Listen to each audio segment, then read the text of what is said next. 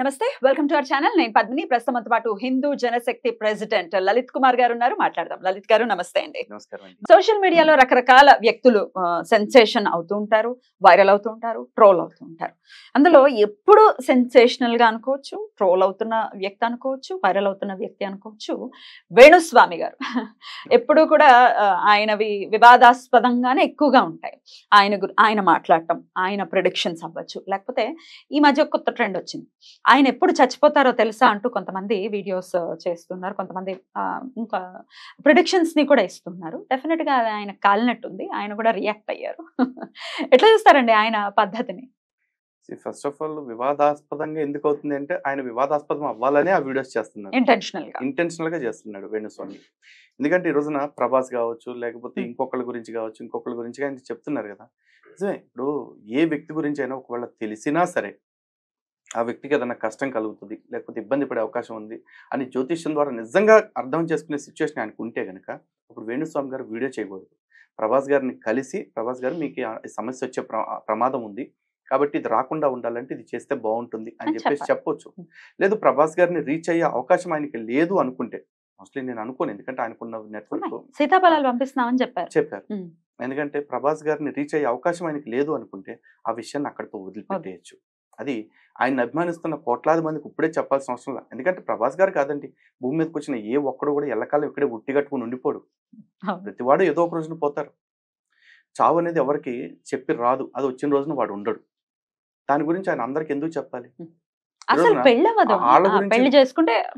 వాళ్ళ గురించి వీళ్ళ గురించి చెప్తున్నారు. వేణుస్వామి గారిని ఆయన చావు గురించి ఆయన చెప్పమనండి, ఆయన జాతకం ఆయన చూసుకోమని చెప్పండి, అది చెప్పుకోవచ్చు కదా. అలా కాకుండా ఎందుకు ఇట్లాంటివి చేస్తున్నారు? ఇది ఖచ్చితంగా ఆక్షేపణీయమే సమాజంలో ప్రతి ఒక్కళ్ళకి కూడా. ఎందుకంటే ఎలాంటి వాడికైనా సరే చూడండి, నువ్వు బాగుంటావు, బాగుపడతావు అంటే సంతోషిస్తాడు, కానీ నువ్వు చచ్చిపోతావు, నువ్వు రోగిస్తాడు వైపు నీ కష్టాలు వస్తాయంటే ఎవరు వినటానికి మనసు ఒప్పుకోదు. అలా ఎందుకు ఆయన శాస్త్రం ఎప్పుడు కూడా ఒకళ్ళకి క్షోభ పెట్టమని చెప్పదండి. శాస్త్రం ప్రకారం జ్యోతిష్యం గురించి కూడా ఆలోచిస్తే కొంతమంది, జ్యోతిష్యం అంటే ఏంటి అంటే ఇట్స్ అన్ అలర్ట్, ఒకవేళ పాత్ చూపిస్తుంది, ఈ కష్టం వచ్చే అవకాశం ఉంది, ఇది రాకుండా ఉండాలి, లేకపోతే ఇది ఇంకో మార్గంలో నీకు తప్పిపోవాలంటే ఏం చేయాలి. ఈ రోజున ఒక సామెత ఉంది, కేజీ ఇనుము బరువా, కేజీ దూది బరువా అంటే. ఎవరైనా ఏం చెప్తారు? రెండూ సమానమే అంటారు. కానీ జాతకం చేసే జ్యోతిష్యులు చేయగలిగిన పని ఏంటి అంటే, కేజీ ఇనుము, కేజీ దూది ఒకే బరువు, కానీ కేజీ ఇనపరాయితో కొడితే మనిషి ఎట్లా ఉంటాడు, కేజీ దూద్తో కొడితే ఎట్లా ఫీల్ అవుతాడు. సో అలా తప్పించడానికి అవకాశం ఉన్న వాటిని మాత్రమే వీళ్ళు పరిగణలోకి తీసుకుని వాటి ద్వారా శాస్త్రపరంగా వీళ్ళకున్న పరిహారాలు లేదా ప్రాయశ్చిత్తాలు చేపించి ఆ ప్రమాదాన్ని పూర్తిగా లేకుండా చేయటం, లేదా ఆ ప్రమాదపు స్థాయిని తగ్గించడం చేయగలుగుతారు. కానీ ఈయన అవేమీ చేయట్లేదు, పలానా అవి చేస్తానని కూడా చెప్పట్లేదుగా. చచ్చిపోతాడు, ఏమో సూసైడ్ చేసుకుంటుంది, వాళ్ళు మొగుడు పిల్లలు విడిపోతారు. శుభం బలకరామ కూడా అంటే ఏదో సామెత వెనకట్టుకుంది కదా, అట్లాగే ఉంది. నీకు శాస్త్రజ్ఞానం నిజంగా ఉంటే ఆ శాస్త్రాన్ని నువ్వు దేనికి వాడాలి? 10 మంది క్షేమానికి వాడాలి. ఇది కరెక్ట్ కాదు. హితానికి ఖచ్చితంగా వాడాలి. అయితే ఆయనని ఈ పలానా డేట్ లో చచ్చిపోతావు అని ఇంకొకరు చెప్పారు, ఇంకొకరు ప్రెడిక్షన్ చెప్పారు. వేణుస్వామి ఎప్పుడు చచ్చిపోతారో తెలుసా అని చెప్పిన వీడియో అది బానే రీచ్ అయింది.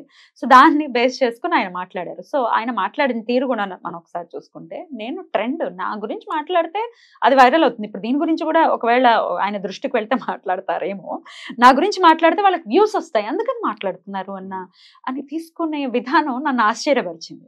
అరే ఇట్లా మనం ఇట్లా అంటున్నాం, ఇలా చేయటం వల్ల ఇట్లా ఒక నెగటివిటీ స్ప్రెడ్ అవుతుంది, మనం ఇది తగ్గించుకుందాం అన్న ధోరణి ఎక్కడ కనిపించట్లేదు. ఎలా చూడొచ్చు? వ్యూసే కావాలనుకుంటే ఈరోజు మియా మల్కోవాకి, సన్నీ లియోన్ కూడా వస్తున్నాయండి. వ్యూస్ కావాలనుకుంటే అట్లాంటి వాళ్ళు అంతమంది ఉండగా ఇట్లాంటి వాళ్ళ గురించి మాట్లాడుకోవాల్సిన అవసరం ఏంటి? వ్యూస్ వేణుస్వామి ఒక్కడి గురించి రావట్లా. వ్యూస్ చంద్రబాబు గురించి మాట్లాడిన వస్తే, జగన్ గురించి మాట్లాడిన వస్తే, రేవంత్ గురించి మాట్లాడిన వస్తే, కేసీఆర్ గురించి మాట్లాడిన వస్తాయి. వీళ్ళందరికంటే ఎక్కువ నరేంద్ర మోడీ గురించి మాట్లాడితే ఇంకా ఎక్కువ వస్తాయి. మరి అంతమందిని వదిలిపెట్టి తన గురించి మాట్లాడుకుంటున్నారు అనుకోవటం అతని భ్రమ యాక్చువల్లీ. ఎందుకంటే ఆయనకి నిజంగా విద్వత్ లేదని నేను అన్నట్లా, ఉండుండొచ్చు, కానీ ఆయన దాన్ని ఖచ్చితంగా సరైన పద్ధతిలో వాడాల్సిన అవసరం అయితే ఆయనకు ఉంది. ఎందుకంటే ఆయన జీవితం ఆయన అనుకుంటున్నాడేమో, ఇది నా ఒక్కడిది నేను బతికేస్తానని చెప్పేసి.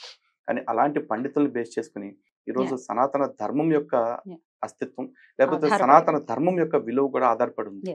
ఈ రోజున వేణుస్వామి అంటే చాలా మంది అతని పేరు అనుకోవట్లా, నిజంగా ఈయన ఎవరన్నా స్వామీజీ ఏమో అనుకుంటున్నారు, ఆయన వేషధారణ చూసి అనుకుంటున్న వాళ్ళు కూడా ఉన్నారు. అటువంటి అన్యమతస్తులు ఎవరైనా ఇట్లాంటివి చూస్తే, ఈరోజు సనాతన ధర్మం విషయంలో పద్మిని గారికి ఎంత బాధ్యత ఉందో, లలిత్ కుమార్కి ఎంత బాధ్యత ఉందో, వేణుస్వామికి కూడా అంతే బాధ్యత ఉంటుందిగా. మరి వేణుస్వామి ఆ బాధ్యతని నెరవేర్చరా? ఉమ్. ఆయన దగ్గర వాళ్ళు డబ్బు ఉంది, స్థాయి ఉంది, హోదా ఉంది, పరిచయాలు ఉన్నాయి, పలుకుబడులు ఉన్నాయి, అన్నీ ఉన్నాయి, సబ్జెక్ట్ ఉంది. వాటిల్లో దేన్ని ఒక్కదాన్ని ఆయన వాడాలి. దేనికి వాడకుండా నా వ్యక్తిగత జీవితాన్ని బాగు చేసుకోవటానికి మాత్రం నేను బతుకుతాను అనుకుంటే గనక సమాజంలో ఆ మూలన్న డస్ట్‌బిన్ వల్ల ఎంత ఉపయోగం, ఆయన వల్ల కూడా అంతే ఉపయోగం. మార్చుకోవాలి, పద్ధతిని మార్చుకోవాలి. మార్చుకోవాలి ఎందుకంటే ఖచ్చితంగా. ఒకే తాట మీదకి అందరినీ తీసుకొచ్చేస్తారు ఖచ్చితంగా, వీళ్ళందరూ ఇంతే అన్నది ఖచ్చితంగా తీసుకొస్తారు తీసుకొచ్చేస్తారు. కాబట్టి ఎంతో కొంత బాధ్యత అయితే ఉండాలి. ఒకటండి, ఒక బిందెడు నీళ్లలో చెంబుడు పాలు పోస్తే పాలు అవ్వవు. అవును. కానీ బిందెడు పాలల్లో చిటికెడు విషం వేస్తే ఖచ్చితంగా విషం అవుతుంది. ఆ చిటికెడు విషంగా వేణుస్వామి ఉంటారా? లేకపోతే తన తాను మార్చుకుని ఇప్పటి నుంచైనా సరే సనాతన ధర్మోద్ధరణకి కృషి చేస్తారా అనేది వేణుస్వామి గారు తెలుసుకోవాలి. డెఫినెట్లీ. రైట్ సార్, ఒకసారి ఏదైనా 4 మాటలు రాముడి గురించి చెప్పరా?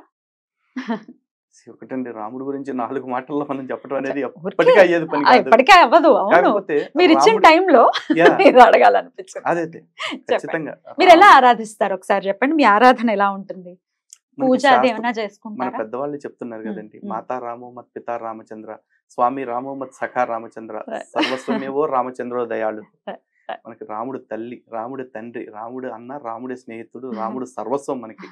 ఆ సర్వస్వమైన రాముడి గురించి ఒక్క మాట చెప్పాలంటే ఎప్పటికీ అవ్వదు, ఎప్పటికీ 4 అవ్వదు. మాటల్లో చెప్పాలంటే కూడా అవ్వదు. అవును. ఒక ఒక జన్మంతా జన్మ సరిపోదు. జన్మంతా మాట్లాడుకున్నా కూడా రాముడి గురించి సరిపోదు. రాముడు అనే పేరు గురించి చెప్తుంటేనే కళ్ళల్లో నీళ్ళు వస్తా ఉంటాయి. Right. అంత గొప్ప రామచంద్రుడు. మాట్లాడదాం, ఆ మాట్లాడదాం. రాముడి గురించి హా. ఏమని చెప్పను, హా. ఒక సత్యసంధత గురించి చెప్తామా? ఎట్లా రామాయణాన్ని ప్రతినిత్యం అధ్యయనం చేస్తారా? ఎలా ఉంటుంది మీ దినచర్యలో?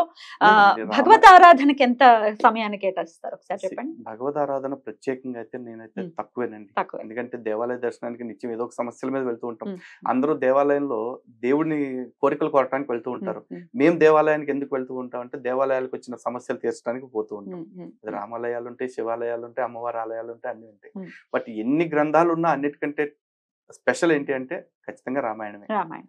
ఎందుకు అంటే ఉమ్. రామాయణంలో మొత్తం ఆ చివర ఒక అక్షరం నుంచి చివరి అక్షరం దాకా ఏది చదువుతున్నా సరే అదో తెలియని పులకరింత. ఎన్నిసార్లు చదివినా కొత్తగానే ఉంటుంది. రామాయణం మాత్రమే కాదు, రామాయణం గురించి ఇతరులు రాసిన గ్రంథాలు కూడా నిత్యం చదువుతూనే ఉంటాం. అవును. కాబట్టి నిత్యం రాముడిని మేము స్మరిస్తూనే ఉంటాం. అండ్ మోరోవర్ ఎవరినన్నా పలకరించాలంటే కూడా అందరూ నమస్కారాలు అంటారు, లేకపోతే నమస్తేలు అంటారు, హాయ్ హలో గుడ్ బై ఇట్లాంటివి చెప్తా ఉంటారు. మేము ఒకటే చెప్తాం, మాకు పలకరింపైనా జై శ్రీరామ్, వీడ్కోలైనా జై శ్రీరామ్, జై శ్రీరామ్. అద్భుతం. ఎట్లా అండి గ్రంథ పఠనం? ఇప్పుడు మీరు మాట్లాడే దాంట్లో మీరు తీసుకునే మీరు ఆ శ్లోకాలు చెప్పటం కూడా జరుగుతూ ఉంటుంది.